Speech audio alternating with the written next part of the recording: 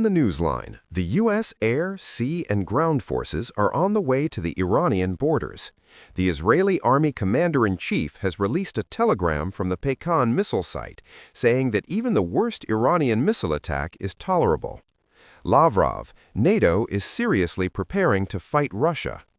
The U.S. F-35 fighter jet has been deployed to Japan after sending a terrorist message.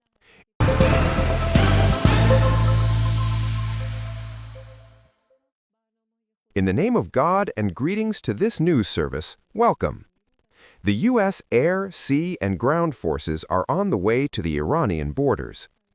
At the same time, the U.S. military and forces have intensified their plans to deploy military equipment to the region. According to a recent report, the U.S. has sent the largest number of deployments to the Middle East in the last year. The U.S. has also sent equipment to air bases near Iran and Yemen. At the same time, U.S. officials have announced plans to sell billions of dollars worth of new equipment to Israel.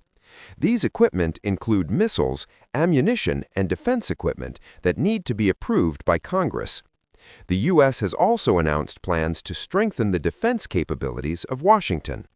According to the latest reports, there is no political pressure in Washington and Tel Aviv to change military calculations.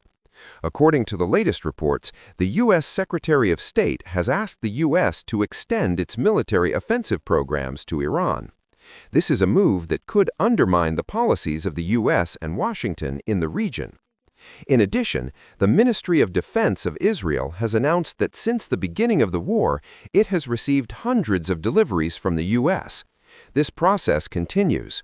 The expansion of the presence of the U.S. military in the waters of the Persian Gulf and the Mediterranean East, the strengthening of air defense equipment, the deployment of ships and long-range bombers in a number of strategic lines, and the continuation of cooperation with the United States. Evaluators believe that these measures, in line with the possible threats and the security interests of the U.S. and its allies, will be carried out in the region. However, at the same time, concerns about the possibility of a direct confrontation between the regional forces have not been raised. While the U.S. Congress is also making major decisions on the basis of these decisions, the importance of these changes for the stability of the region and the political outlook in the coming months have turned into hot topics in the media and analyses. The head of the Israeli Army's General Staff issued a statement on one of the sites of the Pekan missile launchers and the readiness of some Israeli launchers. In response to the Ebri report, Yassamir has found a report on the operational situation of the air defense and missile weapons and emphasized the need to maintain full readiness in the face of various scenarios. This play is being carried out in a situation that has raised regional and female concerns about the possibility of a direct confrontation with Iran. At the same time, he also announced that Israel has informed the U.S. security officials that even in the worst scenario, that is, with about 700 ballistic missiles in Iran, it has the ability to capture, manage, and control the losses. According to this report, Israeli officials are confident that with the attention and operation of the Israeli air defense and missile weapons during the 2025 war, including the Pekan missiles, the Davud missile launcher, and the Ahanin bomb, the possibility of such an attack from the point of view of direction will be acceptable. This means that Tel Aviv has announced that if the outcome of such a scenario is a weakening of the government in Tehran, the human and financial costs for Israel are worth paying. This is an issue that shows the increase in the number of attacks in the security of Israel. The latest escalation of Israeli military operations is currently taking place, and no official statement from Iran has been released yet, but investigators warn that such a situation could intensify the risk of a miscalculation in the region. Sergei Lavrov, the Russian foreign minister, announced that NATO is seriously preparing for a war with Russia. Lavrov said at a news conference in Moscow that European countries are killing Donald Trump, the President of the United States, in relation to the change in the situation in Ukraine.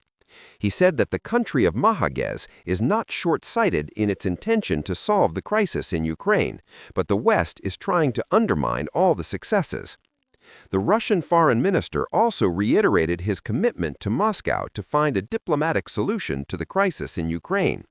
He emphasized that Russia is involved in all the processes, including Venezuela and Iran. Since the beginning of the Russian and Ukrainian military attacks, the countries of OSCE, NATO, and SAFARE have committed dozens of sanctions against Russia, and on the other hand, have taken extensive political and military support from Kiev. The President of the United States has been trying for 20 years to resolve the dispute and put an end to the war, and in the last month he has made considerable efforts to achieve a peace agreement between Russia and Ukraine, which indicates the possibility of a partial repatriation from the eastern Ukraine to Kiev. The Ukrainian leader, however, has rejected any offer. It is a matter of sovereignty. Several European countries have supported this issue and have asked Washington to issue security guarantees in the event of any possible Russian attack in the future. The U.S. attempts to bring Kiev to Moscow so far have not been successful in putting an end to this dispute. And a U.S. F-35 fighter jet, as it flew over Japan's airspace moments after sending an emergency message, was hit by a radar wave.